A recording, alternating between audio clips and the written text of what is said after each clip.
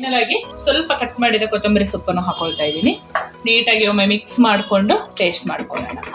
ನಮಸ್ತೆ ಎಲ್ಲರಿಗೂ, ಎಲ್ಲರನ್ನು ಸುಸಿಸ್ ಕಿಚನ್ಗೆ ಸ್ವಾಗತ ಮಾಡಿಕೊಂಡು ಇವತ್ತು ಅದ್ಭುತವಾದ ರೆಸಿಪಿ ಮಾಡ್ತಾ ಇದ್ದೀನಿ. ಬನ್ನಿ ಹೇಗೆ ಮಾಡೋದು ನೋಡೋಣ. ನಾನಿವತ್ತು ಮೇಕೆ ಮಟನ್ ತೊಗೊಂಡಿದ್ದೀನಿ. 1 kg ಚೆನ್ನಾಗಿ ತೊಳೆದಿಟ್ಕೊಂಡಿದ್ದೀನಿ. ಈ ಥರ ಎಳೆ ಮಟನ್ ಸಿಕ್ಕಿದೆ ನನಗೆ, ತುಂಬ ಚೆನ್ನಾಗಿದೆ. ನಾನು ಮನೇಲಿ ಸಿಂಪಲ್ ಆಗಿ ಹೇಗೆ ಸಾಂಬಾರು ಮಾಡ್ತೀನಿ ಅಂತ ತೋರಿಸ್ತೀನಿ. ಸ್ವಲ್ಪ ಗಟ್ಟಿಯಾಗಿ ಮಾಡ್ಕೊಳ್ತೀನಿ, ತುಂಬ ಈಸಿಯಾಗಿ ಕೂಡ ಮಾಡಿ ತೋರಿಸ್ತೀನಿ. ಚೆನ್ನಾಗಿ ತೊಳೆದಿಟ್ಕೊಂಡಿದ್ದೀನಿ. ಇವಾಗ ಇದಕ್ಕೆ ಮಸಾಲೆ ಹಾಕೊಳ್ಳೋಣ. ಸ್ವಲ್ಪ ಕಲಸಿ ಇಡಬೇಕು, ಒಂದು ಅರ್ಧ ಗಂಟೆ ಕಲಸಿಟ್ರೆ ತುಂಬ ಚೆನ್ನಾಗಾಗುತ್ತೆ. ರುಚಿಗೆ ತಕ್ಕಷ್ಟು ಕಲ್ಲುಪ್ಪನ್ನು ಹಾಕೊಳ್ತಾ ಇದ್ದೀನಿ. ರುಚಿಗೆ ತಕ್ಕಷ್ಟು ಅಚ್ಚ ಖಾರದ ಪೌಡ್ರನ್ನು ಹಾಕೊಳ್ತೀನಿ. 1 ಚಮಚ ಹಳದಿ ಪೌಡ್ರನ್ನು ಹಾಕೊಳ್ತೀನಿ. ಇಷ್ಟ ಹಾಕಿ ಚೆನ್ನಾಗಿ ಕಲಸಿ ಇಟ್ಕೊಳ್ಳೋಣ.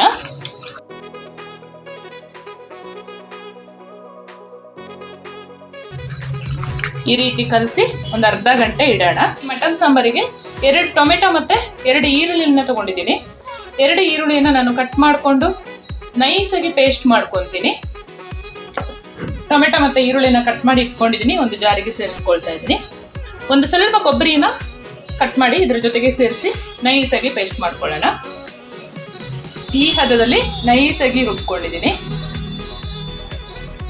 ನಾನು ಸ್ವಲ್ಪ ಗಟ್ಟಿಯಾಗೆ ಮಾಡ್ಕೊಳ್ತೀನಿ ಇವಾಗ, ಹಾಗಾಗಿ ನಾನು ಗಟ್ಟಿ ಮಸಾಲೆನೇ ಮಾಡ್ಕೊಂಡಿದ್ದೀನಿ. ನೀವು ತೆಳ್ಳಗೆ ಬೇಕಾದರೆ ತೆಳ್ಳಗೆ ಮಾಡ್ಕೋಬೋದು. ಕುಕ್ಕರ್ ಬಿಸಿಯಾಗಿದೆ. 1 ಟೇಬಲ್ ಸ್ಪೂನ್ ಅಷ್ಟು ಅಡುಗೆ ಎಣ್ಣೆಯನ್ನು ಬಳಸ್ತಾ ಇದ್ದೀನಿ. ನಾನು ಬಿಸಿಯಾಗಿದೆ. 1 ಚಮಚ ಸಾಸಿವೆಯನ್ನು ಬಳಸ್ತಾ ಇದ್ದೀನಿ.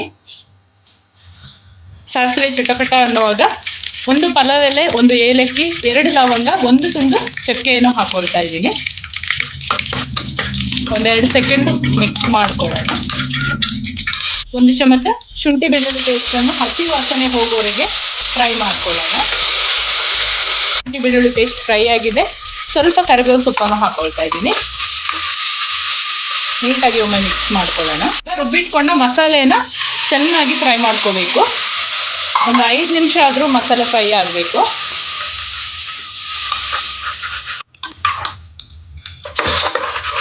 ತುಂಬ ಸಿಂಪಲ್ ಆಗಿ ಮಾಡ್ಬೋದು ಮಟನ್ ಸಾಂಬಾರನ್ನ. ಮಸಾಲೆ ಈ ಹದದಲ್ಲಿ ರೆಡಿ ಆಗಬೇಕು. ಒಂದು ಅರ್ಧ ಫ್ರೈ ಆದ ಮೇಲೆ ಇದಕ್ಕೆ ಸ್ವಲ್ಪ ಮಟನ್ ಮಸಾಲೆಯನ್ನು ಹಾಕೊಳ್ಳೋಣ. 1 ಚಮಚದಷ್ಟು ಮಟನ್ ಮಸಾಲೆಯನ್ನು ಯೂಸ್ ಮಾಡ್ತಾ ಇದ್ದೀನಿ. 1 ಚಮಚ ಮಟನ್ ಮಸಾಲೆಯನ್ನು ಹಾಕಿ ಚೆನ್ನಾಗಿ ಫ್ರೈ ಮಾಡ್ಕೊಳ್ಳೋಣ. ಈ ಹದದಲ್ಲಿ ಫ್ರೈ ಆಗುವಾಗ ಕಲಸಿಟ್ಕೊಂಡ ಮಟನ್ ಅನ್ನು ಹಾಕೊಳ್ಳೋಣ.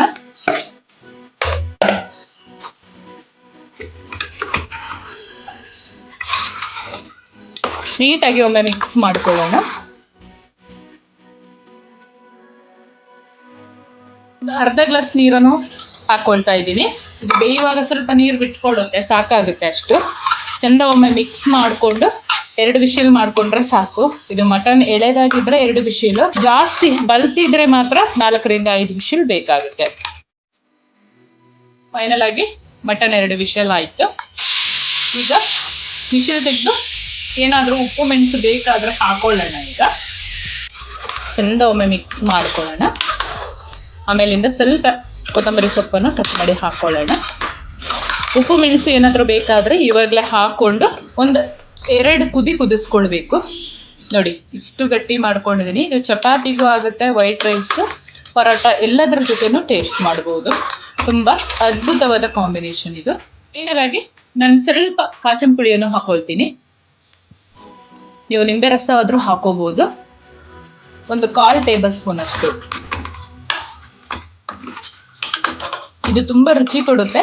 ನೀವು ಮನೇಲಿದ್ದರೆ ಇದನ್ನೇ ಬಳಸಿ, ಇಲ್ಲ ಅಂತ ಹೇಳಿದರೆ ನಿಂಬೆಹಣ್ಣಿನ ರಸ ಹಾಕೊಂಡ್ರೆ ಆಯಿತು. ಹಾಗಾಗಿ ಸ್ವಲ್ಪ ಕಟ್ ಮಾಡಿದ ಕೊತ್ತಂಬರಿ ಸೊಪ್ಪನ್ನು ಹಾಕೊಳ್ತಾ ಇದ್ದೀನಿ. ನೀಟಾಗಿ ಒಮ್ಮೆ ಮಿಕ್ಸ್ ಮಾಡಿಕೊಂಡು ಟೇಸ್ಟ್ ಮಾಡ್ಕೊಳ್ಳೋಣ. ತುಂಬ ಬೇಗ ಆಗುತ್ತೆ. ಈ ಥರ ಒಂದ್ಸರಿ ನೀವು ಟ್ರೈ ಮಾಡಿ. ಬ್ಯಾಚಲರ್ಸ್ ಕೂಡ ಮಾಡ್ಕೋಬೋದು. ಹೊಸದಾಗಿ ಅಡುಗೆ ಕಲಿಯೋರು ಕೂಡ ಈ ಹದದಲ್ಲಿ ಮಾಡಿದ್ರೆ ನಿಮಗೆ ಬಹಳ ಈಸಿಯಾಗಿ ಕೂಡ ಗೊತ್ತಾಗುತ್ತೆ. ಟೇಸ್ಟ್ ಕೂಡ ಸೂಪರ್ ಆಗಿರುತ್ತೆ.